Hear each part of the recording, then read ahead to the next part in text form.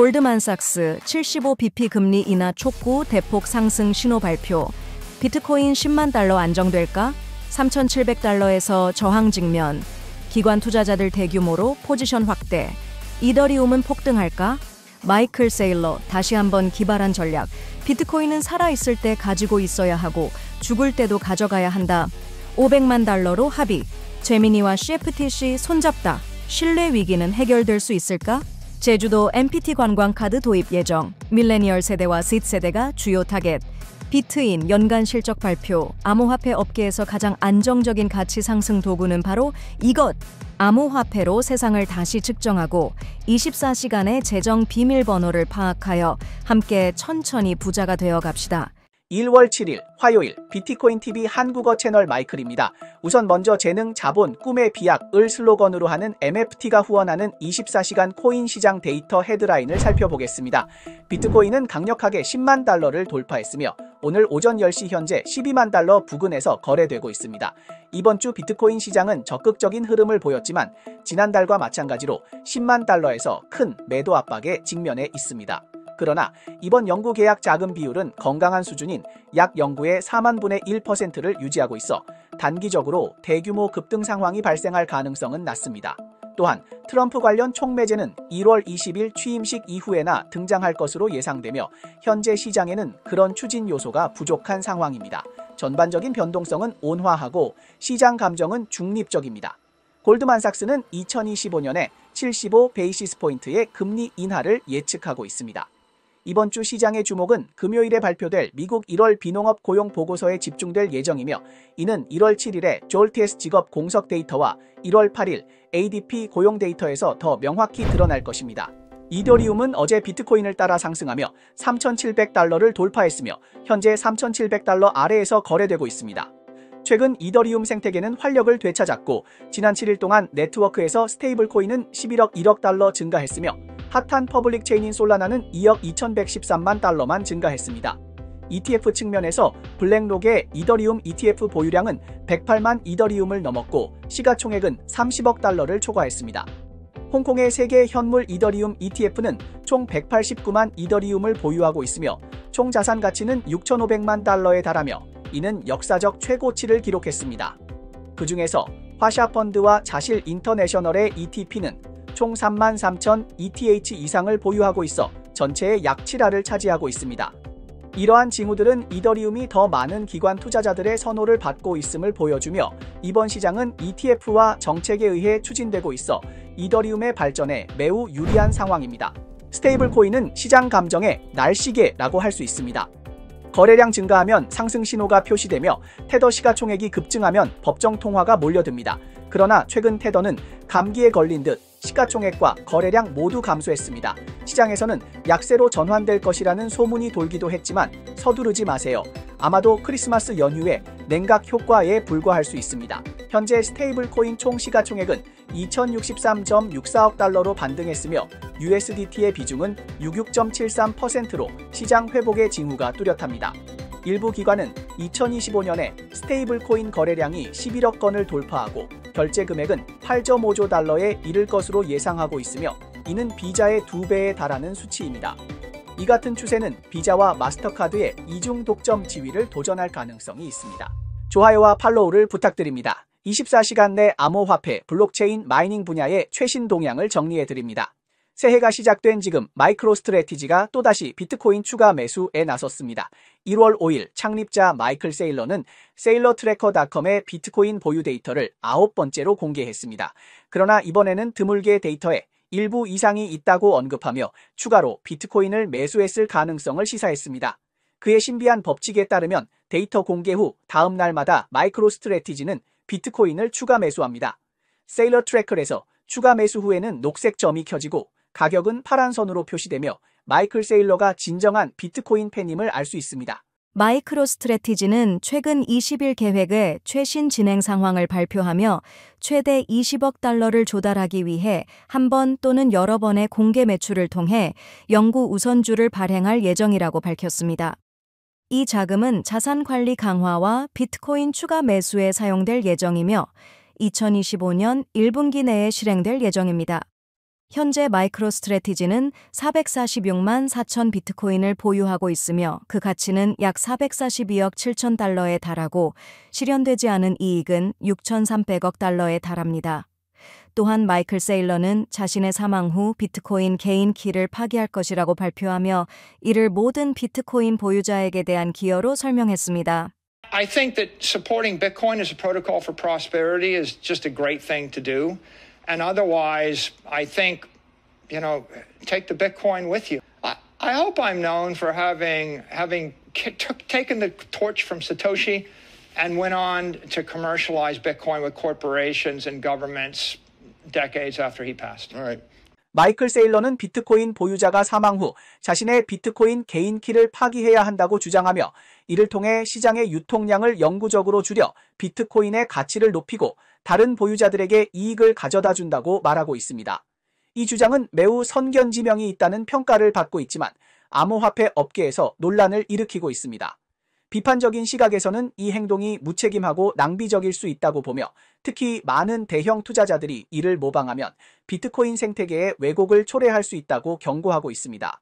그러나 이를 긍정적으로 보는 의견도 있으며 이는 궁극적인 다이아몬드 핸드 전략으로 비트코인에 대한 진정한 신념을 보여주는 것이라고 평가하는 사람도 있습니다. 여러분은 어떻게 생각하시나요?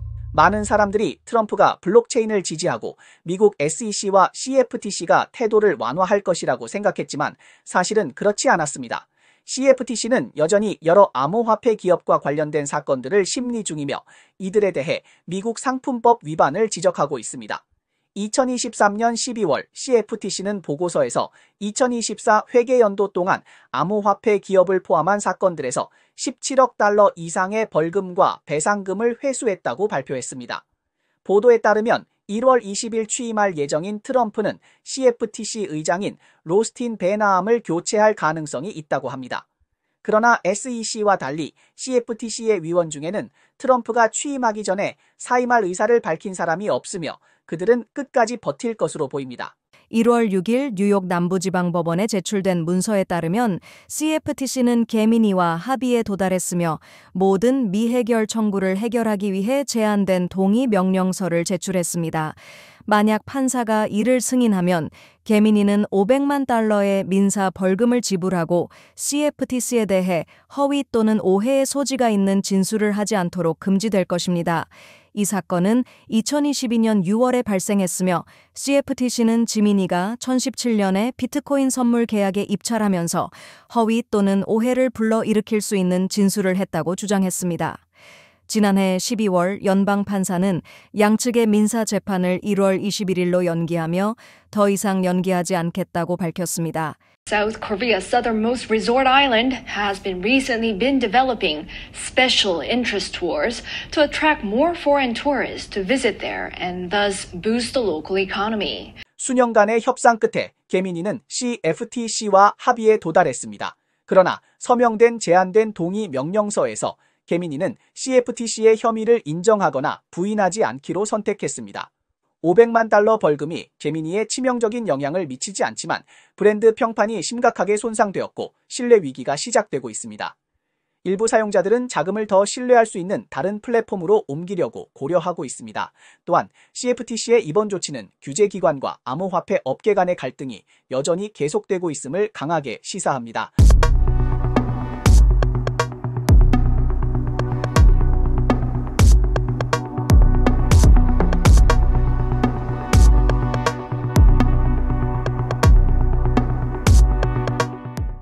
제주도, 태국에서 새로운 관광 스타일 등장, NFT와 암호화폐 결제가 관광의 새로운 트렌드를 선도, 연간 50%에서 90% 수익률, 안정적으로 이익을 얻다, 2025년 더 비트인으로 누워서 수익을 얻다. 최신 글로벌 암호화폐 채택 지수에 따르면 아시아 국가들이 암호화폐 보급에서 뛰어난 성과를 보였습니다. 인도가 1위, 인도네시아가 2위, 베트남이 3위, 필리핀이 4위, 태국이 5위, 한국과 일본은 10위 안에 들지 않았습니다. 미국의 규제 태도가 긍정적으로 변화하고 시장이 회복됨에 따라 지난해 말 한국 투자자들도 암호화폐 시장에 복귀했습니다. 한국민주당 대표인 임광현은 2024년 11월까지 한국의 암호화폐 사용자 수가 60만 명 증가하고 총수는 1,560만 명에 이를 것이라고 예측했습니다. 이로써 전국 인구의 30%를 차지하게 됩니다. 또한 NFT 판매액은 88.3억 달러에 달하며 2023년보다 1억 달러 증가했지만 2022년에 최고치에는 미치지 않았습니다. 이러한 추세는 제주도 행정관들에게 MPT 부흥을 통해 지역 경제 발전을 어떻게 촉진할 수 있을지에 대해 고민하게 만들고 있습니다. 현지 미디어 보도에 따르면 제주도는 2025년 하반기에 MPT와 결합된 디지털 관광 카드를 출시할 계획입니다. 이 카드는 밀레니얼 세대와 Z세대를 타깃으로 하여 젊은 관광객들의 재방문율을 높이는 것을 목표로 하고 있습니다. 한국 최대의 섬인 제주도는 하이킹 트레일과 리조트지로 유명하며 또한 한국 최초의 지방자치정부를 갖춘 도로, 암호화폐 분야에서도 깊은 역사를 가지고 있습니다. 2021년에는 블록체인을 활용한 코로나21 접촉자 추적 앱을 출시하기도 했습니다. 이 NPT 관광카드는 2025년 하반기부터 본격적으로 도입되며 시험 운행 후 관광 보조금과 관광지 할인 혜택을 제공할 예정입니다.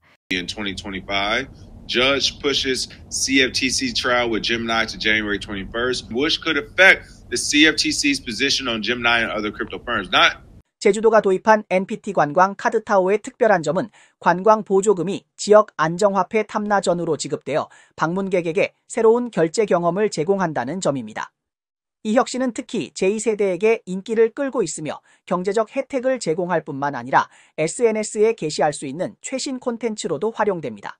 이와 유사하게 태국은 관광업에서 암호화폐 결제를 점차 수용하고 있습니다. 예를 들어 방콕의 원숭이를 테마로 한 에이프코인 호텔은 에이프코인 결제를 받으며 AP 이커뮤니티 회원에게는 독특한 혜택을 제공합니다. 또한 푸켓의 파빌리언스 리조트는 비트코인과 이데어리움으로 예약을 직접 지원합니다. 이러한 혁신들은 글로벌 관광업에서 젊은 고객층을 유치하는 새로운 방법을 제시하고 있으며 관광산업의 디지털 전환을 촉진할 가능성이 있습니다. 변동성과 기회가 공존하는 암호화폐 시장에서 리스크 관리와 안정적인 가치 상승을 어떻게 동시에 추구할 수 있을지가 투자자들의 관심의 핵심입니다. BUI는 바로 이를 위해 탄생했습니다. BTB와 포텍 전략팀의 공동 출시로 BUI는 체계적인 투자, 포트폴리오 관리와 다양한 자산 배분을 통해 투자자에게 3개월 단기 상품과 1년 장기 상품 두 가지 선택을 제공합니다. 단기 상품은 각 지갑 주소에서 1,000유로부터 시작할 수 있으며 매 회차 총 한도는 50만 유로로 연간 수익률은 약 30%입니다. 원금 회수 리스크는 10%지만 과거 성과를 보면 리스크가 효과적으로 관리되고 있으며 자금 유동성도 강해 단기적인 이익을 추구하는 데 적합합니다. 그럼 이제 비윈의 연도 성적표를 함께 살펴보겠습니다. 비윈의 역사적 수익 데이터를 보면 안정적인 성과를 보이며 리스크 관리와 높은 수익률을 모두 고려한 것으로 평가됩니다. 단기 상품의 경우 비윈 1회서 6호의 수익률은 21.90%에서 32.04% 사이이며 비윈 7호에서 13호의 수익률은 10%에서 23.59% 사이입니다. 그 중에서 비윈 5호가 32.04%의 수익률로 가장 우수한 성과를 기록했습니다. 장기 상품인 비윈 플러스 시리즈는 아직 만기가 도래하지 않았지만 현재까지 수익률은 50% 이상이며 만기 시 예상 수익률은 80%를 초과할 것으로 보입니다. 더 높은 수익을 추구하는 투자자에게 비윈의 1년 장기 상품은 확실히 더 우수한 선택입니다. 이 상품 역시 1,000유로부터 시작할 수 있으며 총 한도는 50만 유로이고 연간 수익률은 50%에서 90%에 달할 수 있습니다. 이미 회원들은 비와인 18회 연속 참여하여 그 전략에 충분히 익숙해져 있으며 과거의 성과는 결코 실망스럽지 않았습니다. 암호화폐 시장에서 차익 거래 전략을 통해 연간 30% 안정적인 수익을 실현할 수 있는 투자 기회는 극히 드뭅니다. 회원 혜택을 강화하기 위해 비위는 특별히 연도 제품을 출시했으며 현재 2기가 운영 중입니다. 이 기회는 매우 귀중하며 여러분의 적극적인 참여를 기대합니다. 엔비디아 CEO인 황렌슌은 최신 지포스 RTX 50 시리즈 블랙웰 아키텍처 GPU를 발표했다. 이 칩은 920억 개의 트랜지스터를 포함하고 4000TPS의 연산 성능을 제공하며 4개의 AI 처리 유닛을 탑재하여 성능이 이전 세대 ADA의 3배에 달한다.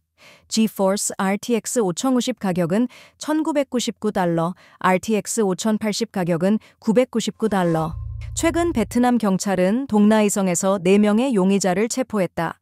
이들은 암호화폐 관련 계획을 통해 200명 이상의 피해자를 속여 피해 금액은 40억 베트남 동 약 15만 7,300달러에 달한다. 사토시 액션 펀드 공동 창립자인 데니스 포터는 X에 게시한 글을 통해 미국의 14번째 주가 전략적 비트코인 준비금 법안을 도입할 준비가 되어 있다고 밝혔다. 데이터에 따르면 솔라나 체인상의 덱스 24시간 거래량이 이더리움과 베이스의 총합을 초과했다.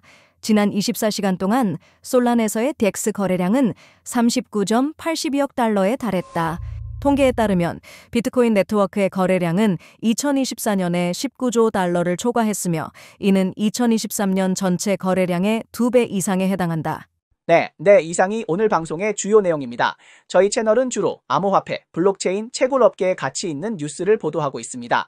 뉴스 외에도 심도 있는 특집 보도를 제공하고 있습니다. 채널이 유익하다고 생각되시면 공유와 팔로우 해주세요. 또한 회원이 되어 함께 성공해 자산을 늘려봅시다. 그럼 내일 또 만나요.